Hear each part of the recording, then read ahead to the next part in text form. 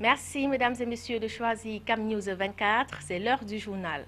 La cloche de la rentrée scolaire 2016-2017 a sonné tôt ce lundi 5 septembre sur l'étendue du territoire national. La sonnerie a mis fin à 3 mois de vacances et consacré la reprise des cours à la maternelle, au primaire et au secondaire. Dans les établissements, une ambiance particulière a gagné les cours. Écho de cette première journée de classe dans quelques régions du Cameroun dans un instant. Les promoteurs des sociétés de gardiennage des 3 régions septentrionales en marche vers les nouvelles dispositions législatives relatives à l'exercice de ce métier.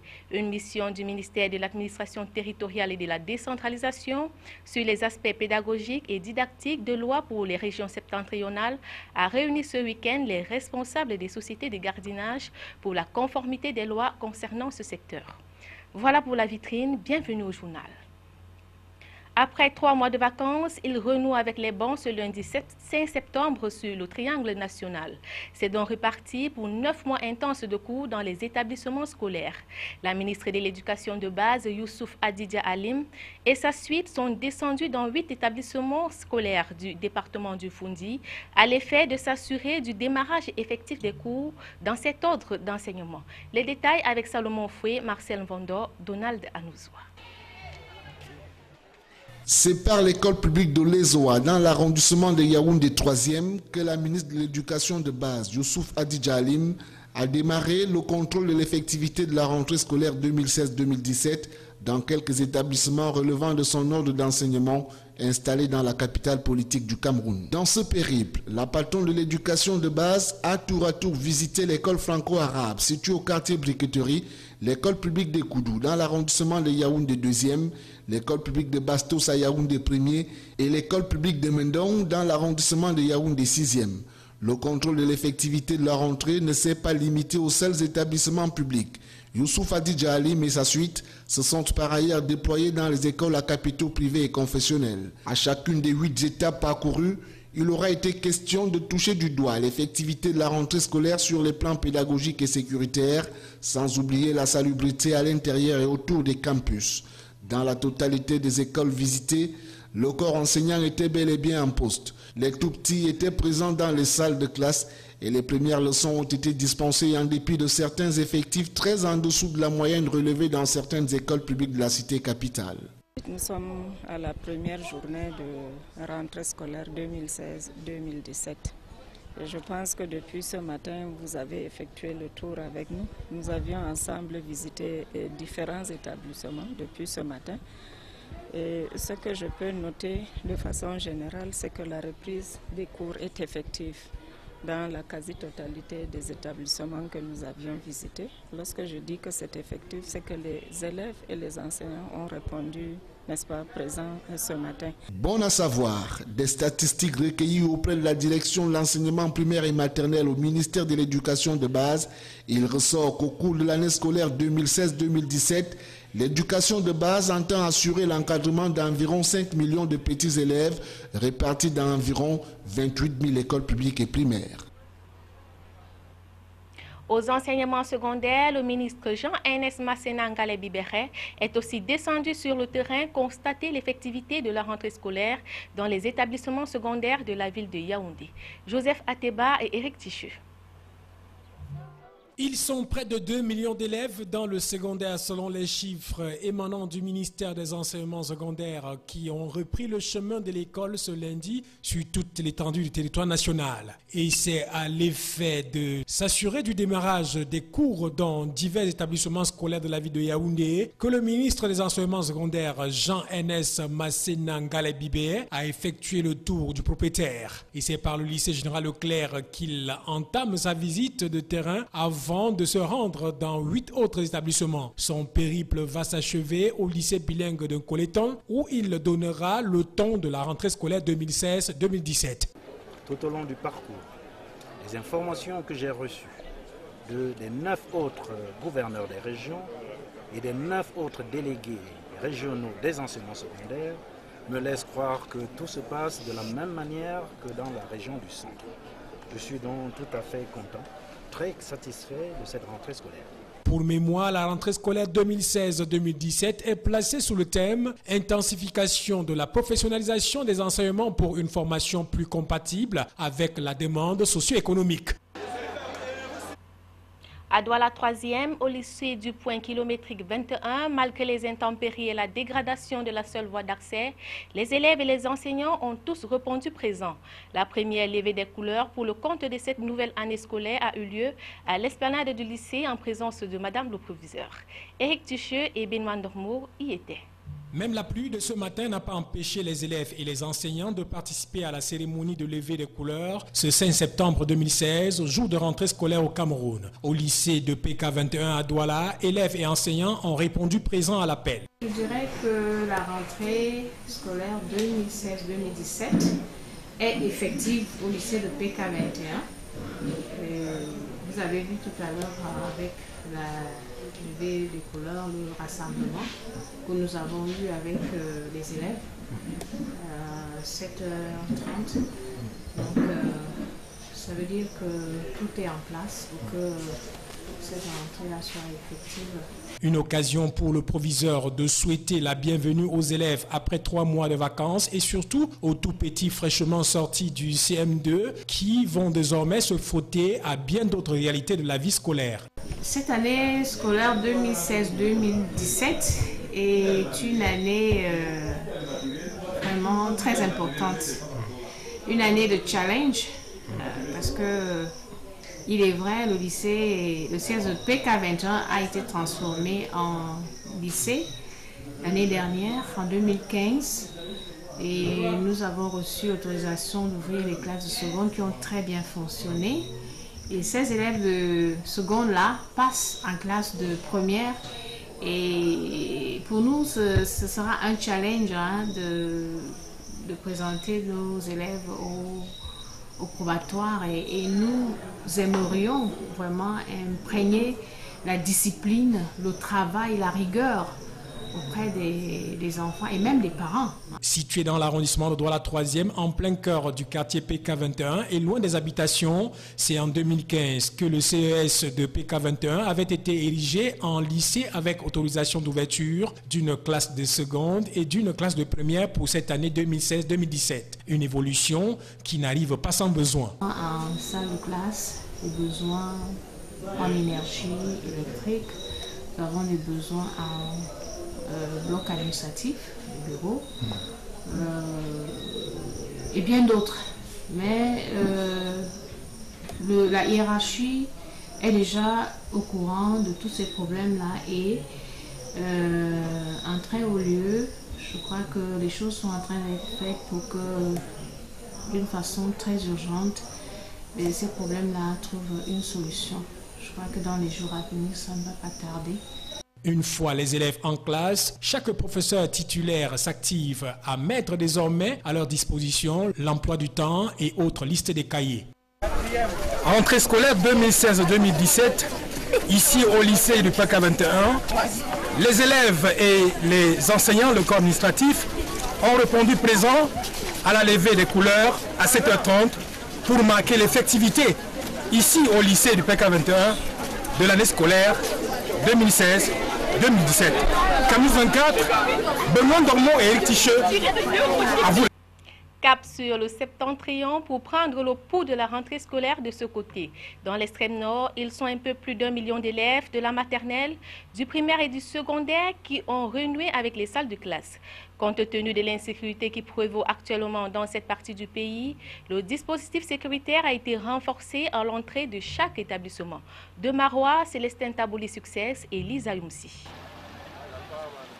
Ce 5 septembre 2016, malgré le climat d'insécurité qui plane dans la région, la rentrée scolaire a bel et bien démarré à l'extrême nord. L'école a repris ses droits comme l'an dernier. C'est sur haute sécurité militaire que cette rentrée scolaire a plutôt démarré ce lundi. Du primaire au secondaire, en passant par les tout petits de la maternelle, en veille au cran, le dispositif sécuritaire est renforcé par les forces de maintien de l'ordre et de sécurité. Pendant ce temps, la police scolaire et les membres des comités de vigilance des différents établissements sont à pied d'œuvre. Ceux-ci fouillent systématiquement les sacs des élèves après que ces derniers soient passés au détecteur des métaux. Les élèves, qu'ils soient nouveaux ou anciens, sont alors obligés de montrer patte blanche avant d'être admis dans l'enceinte de l'établissement. Au lycée classique de Marois, tout comme au lycée bilingue, deux grands lycées de la région, élèves et enseignants ont répondu présents et les premières leçons ont été dispensées.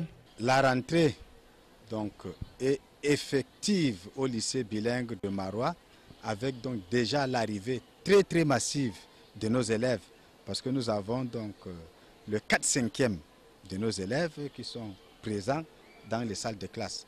Les cours donc se passent comme vous êtes en train de le voir maintenant dans n'importe quelle salle de classe que vous allez entrer, vous allez trouver qu'il y a un enseignant qui est en train donc d'entretenir les élèves. Oui, nous avons effectivement repris au lycée classique et moderne de Marois. Nous avons dès 7h20 levé les couleurs avec l'exécution de l'hymne national. Et aussitôt, nous avons reçu ce matin 2249 élèves sur les 2879 attendus sur les listes provisoires. Donc vous voyez qu'il y a eu quand même, n'est-ce pas, l'engouement, les élèves ont normalement repris. Les enseignants ont repris et tout ce monde, n'est-ce pas, est à pied d'œuvre, comme vous l'avez constaté, n'est-ce pas, ce matin. De tous les établissements mentionnés, les premières leçons ont été dispensées aux élèves avec le souci de respecter les programmes et de les tenir dans les délais. Dans d'autres établissements, les enseignants ont procédé à la distribution de l'emploi du temps hebdomadaire et du calendrier des séquences trimestrielles aux élèves ainsi qu'à la présentation mutuelle des enseignants et des élèves. Dans la région du Nord, la reprise des cours est également effective. Le gouverneur Jean Abatedi a fait le tour de certains établissements des 3 arrondissements que compte le département de la Benue. Plus de précisions avec Jiska Aman-Bonnier et Justice Totom. L'effectivité de la rentrée scolaire dans le Nord a été constatée ce 5 septembre 2016 par le gouverneur de la région. À la tête d'une délégation constituée du délégué régional des enseignements secondaires et celui de l'éducation de base, Jean Abaté Idi, a visité les établissements scolaires de ces différents ordres d'enseignement pour la nouvelle année scolaire. Le gouverneur a appelé la communauté éducative à plus de discipline et d'ardeur au travail, afin que l'année 2016-2017 qui commence soit une réussite sur toute la ligne. C'est que, quels que soient les lycées, les écoles confessionnelles ou bien les SAR, les échos qui nous parviennent et pour les structures que nous avons visitées, la rentrée effective dans la région. De la maternelle au secondaire, en passant par le primaire et les écoles de formation, tous s'engagent sur l'honneur de faire de cette année celle du 100% de réussite aux différents examens officiels. La concrétisation de cette ambition reste tributaire de cette première journée de classe qui a timidement démarré à Garoua. Actualité oblige, le secondaire, le préscolaire et le primaire se partagent les 7 millions d'élèves qui ont repris le chemin de l'école ce jour. Occasion aussi de s'interroger sur la situation de cette jeunesse non scolarisée, orpheline des attentions des pouvoirs. Donald Anouzoua. Ils sont près de 2 millions dans le secondaire, plus de 5 millions dans le préscolaire et le primaire, d'après les chiffres respectifs des ministères des enseignements secondaires et l'éducation de base, à reprendre le chemin de l'école ce lundi 5 septembre sur toute l'étendue du territoire. Ce lancement des cours interpelle donc tous les maillons de la chaîne éducative chargés de traduire dans les faits les aspirations de cette rentrée placée sous le thème « Intensification de la professionnalisation des enseignements pour une formation plus compatible avec la demande socio-économique ». Pour que tout soit fin prêt ce matin, l'on a eu recours en amont à des séances de travail portant notamment sur des réunions sectorielles tant à l'éducation de base qu'aux enseignements secondaires, le tout couronné par la rentrée administrative effective dans les établissements scolaires depuis le 27 août dernier. Au moment où les jeunes scolarisés, 7 millions au total, renouent avec les bancs, il convient sans fausse modestie d'interroger la situation de cette jeunesse non scolarisée qui ne bénéficie pas jusqu'ici des attentions des pouvoirs publics. L'on se serait attendu à ce que les départements ministériels en charge de l'éducation, du social et peut-être en collaboration avec la société civile mettent à profit la période de vacances pour procéder à un recensement à même de déterminer combien ils sont exactement, ces jeunes qui souhaitent en silence rejoindre leurs congénères et prendre part au rendez-vous du donner et du recevoir. Malheureusement, rien n'a été fait. Le train de l'année scolaire étant lancé, l'on attendra patiemment les vacances à venir pour espérer voir les pouvoirs publics à l'œuvre. Et puis, les promoteurs des sociétés de gardiennage des 3 régions septentrionales du Cameroun en marche vers les nouvelles dispositions législatives relatives à l'exercice de ce métier. Une mission du ministère de l'Administration territoriale et de la décentralisation sur les aspects pédagogiques et didactiques de loi pour les régions septentrionales a réuni ce week-end les responsables des sociétés de gardiennage pour la conformité des lois concernant ce secteur afin que tout s'arrime aux règles et lois de la République. Jusqu'à Aman Bonnier, Colombe Catal. La salle de conférence des services du gouverneur de la région du Nord a servi de cadre ce week-end à la réunion de sensibilisation des préfets et responsables des sociétés de gardiennage sur les nouvelles dispositions légales relatives à l'exercice de ce métier. L'atelier des Garois qui regroupait les autorités locales et les promoteurs des dites entreprises des 3 régions du Grand Nord était, selon les tests, une décision de l'État dont l'objectif est d'assainir ce milieu et pour ceux qui veulent continuer dans cette affaire, de se normaliser aux lois qui régissent les sociétés de gardiennage. La réforme du cadre juridique qui régit les activités privées de gardiennage, le gouvernement a décidé de la sensibilisation des différents acteurs, essentiellement les promoteurs des sociétés et entreprises privées de gardiennage, ainsi que les autorités locales, à l'arrimage des acteurs à ce nouveau cadre juridique. La réunion de Garoua était une fois encore l'occasion de rappeler aux promoteurs des sociétés de gardiennage de s'arrimer aux nouvelles lois qui régissent leur activité. Sur tout l'ensemble du territoire, seulement 9 sociétés de gardiennage ont leur agrément, 32 ont reçu un avis conforme et 34 sont en instance d'étude. Les nouvelles dispositions existent qui régissent leur activité et qu'il était nécessaire pour eux aujourd'hui de se conformer à ce nouveau dispositif. Leurs dossiers leur seront retournés afin qu'ils puissent en constituer de nouveaux et les envoyer à Yaoundé afin qu'ils soient traités. L'activité de gardiennage pose un véritable problème de sécurité au Cameroun du fait d'un effectif pléthorique de ces sociétés. Pour remédier à ce problème, le gouvernement a revu le nombre des agents à la baisse. Il a arrêté le nombre de 5000 par société dans l'étendue du territoire national et 1000 par région. La tenue doit être désormais la jaune pour toutes les sociétés et sur chaque tenue le signe distinctif de la société de gardiennage, le nom et le matricule de l'agent. Pour matériel de protection, les armes utilisant les munitions, que ce soit réelles ou blanches, sont strictement interdites. Les agents ne doivent avoir pour matériel de protection que les armes blanches, à savoir des flèches, des bâtons, des couteaux, des sifflets et machettes pour ne citer que cela. Ces armes ne doivent pas être portées hors du lieu de travail. Le matériel de télécommunication doit être homologué par le Minpostel. Ces sociétés ont jusqu'au 16 de ce mois pour se conformer. Le gouverneur de la région du Nord, Jean Abaté Idi, qui présidait la réunion dans ses propos d'entame, a d'ailleurs précisé que la phase de récréation est en cours d'achèvement. La sensibilisation, elle, est achevée.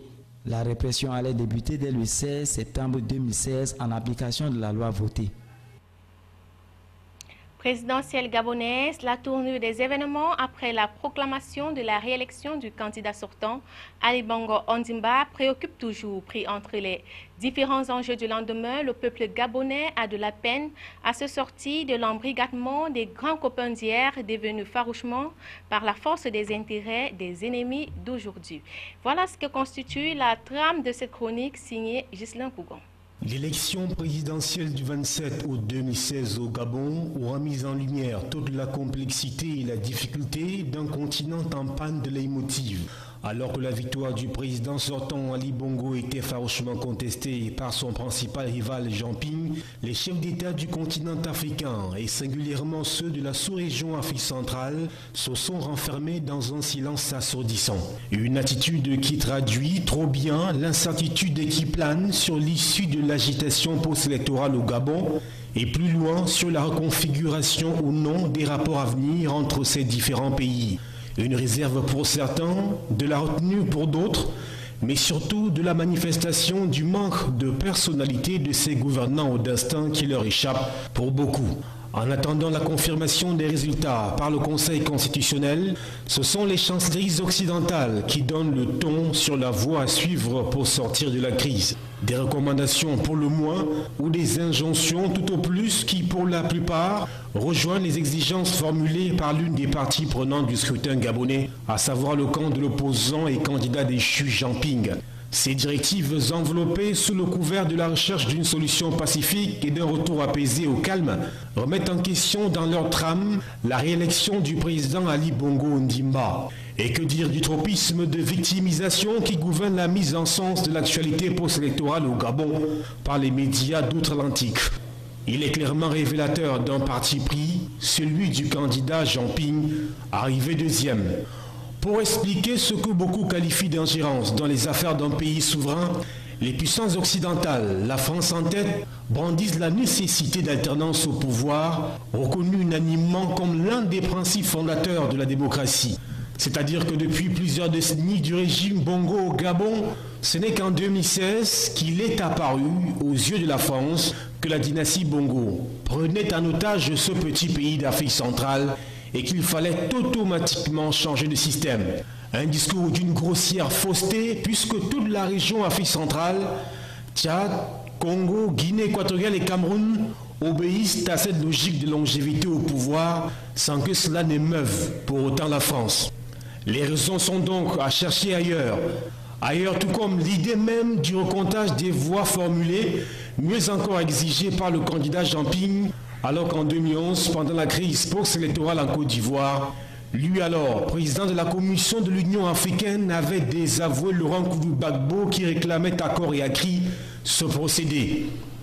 Ironie du sort ou simple farce? Sinon, comment comprendre que cette option, qui n'était pas possible en 2011, le soit 5 ans plus tard, et ce en faveur du fervent opposant à cette idée? Comme quoi, la politique exige, au-delà des manœuvres de toutes sortes, un minimum de cohérence. Et comme si cela ne suffisait pas, le candidat déchu avait aussi, dans le même prolongement, demandé avec l'aval actif de la communauté internationale la publication des résultats par bureau.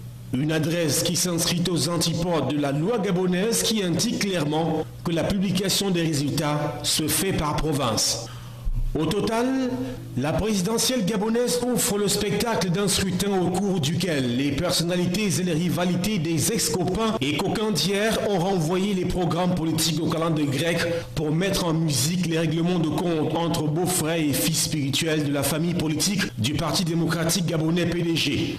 Car Dieu seul sait que changer de parti politique en Afrique au sud du Sahara obéit rarement à une motivation idéologique.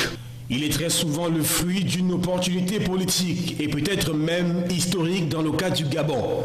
Mais pour autant, l'alternance véritable basée sur un changement de paradigme ou d'idéologie devrait constituer une préoccupation sérieuse des gérontocrates au pouvoir ainsi que des opposants qui se doivent d'être structurés et engagés dans leur force de proposition.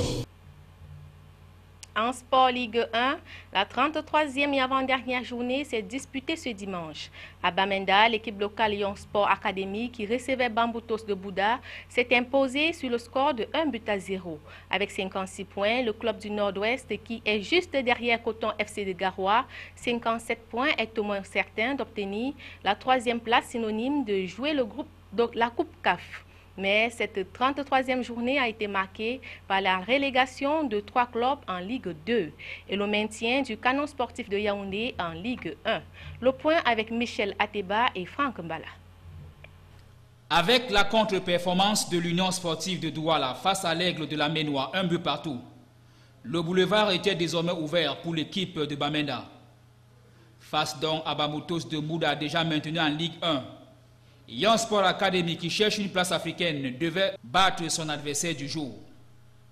Exigeant depuis que l'équipe occupe le quatuor de tête, le public bouillant de Lyon Sport Stadium n'est pas prêt à pardonner un autre faux pas sur sa pelouse à Bamenda. Le coach Emmanuel Doubé-Bosso avait donc obligation de résultat, lui qui a déjà commencé par essuyer les critiques d'un public parfois chauvin. Mais en face, et ce malgré son maintien en Ligue 1, les Mangwa Boys de Mbouda veulent garder un tout petit peu leur invincibilité, eux qui perdent rarement en championnat, avec le nouvel entraîneur Fernand Fagna.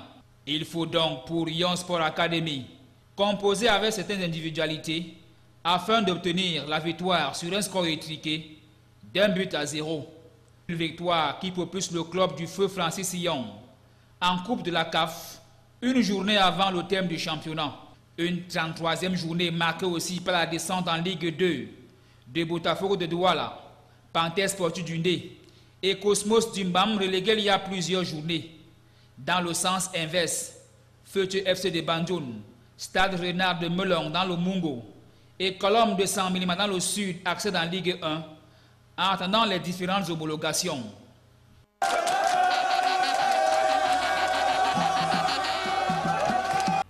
Au terme de la rencontre de Bamenda, notre reporter a recueilli quelques réactions. Je vous propose de les écouter au micro de Franck Bala. Une très bonne équipe, non? C'est une très bonne équipe. Ils ne sont pas troisième par hasard. Aujourd'hui, ils ont remporté leur place de troisième. Mais vous savez, quand vous avez en face de vous un entraîneur comme Doumbé Bosso, il faut s'attendre à un match très très difficile. On a eu des blessés, ils n'ont pas pu jouer le match. Et vous voyez, on a pris un but bête, comme on peut appeler, entre guillemets, et c'est arrivé que ce soit un but. Et c'est ça qui nous a causé cette défaite. C'est tout à fait normal qu'ils nous dominent, c'est chez eux. Ils nous ont imposé la loi de domicile, c'est tout à fait normal. Bon, malheureusement, nous aussi, on a répliqué, mais ils se faisaient des attaques. Ce but qu'on a pris à la première mi-temps, ça nous a pénalisé. Bon, bien sûr qu'il y avait faute sur le joueur, mais la bouche n'a pas sifflé, on comprend, c'est comme ça, c'est la loi de domicile. Bon. Je te dis que c'était un match de prendre au sérieux parce que c'était comme la finale. On savait que si on gagne aujourd'hui, à tous les moyens, on sera troisième, on sera africain. Ça fait longtemps qu'on est en train de faire le match nul et c'était pas bon pour nous. Donc on avait décidé, comme on a gagné à Baganté, il fallait à tout prix qu'on gagne aujourd'hui pour pouvoir maintenir la troisième place. Et je peux te rassurer que déjà, comme on a maintenu aujourd'hui, c'est fini, on sera africain. À retenir de ce journal qui s'achève, après 3 mois de vacances, les élèves ont renoué avec les bancs ce lundi 5 septembre sur toute l'étendue du territoire national. Le secondaire, le préscolaire et le primaire se partagent les 7 millions d'élèves qui ont repris le chemin de l'école. C'est ainsi reparti pour 9 mois intenses de cours dans les établissements privés et publics. C'était le journal de la rédaction réalisé par Gustave Canada. Merci de rester en compagnie des programmes de CAM News 24 qui se poursuivent.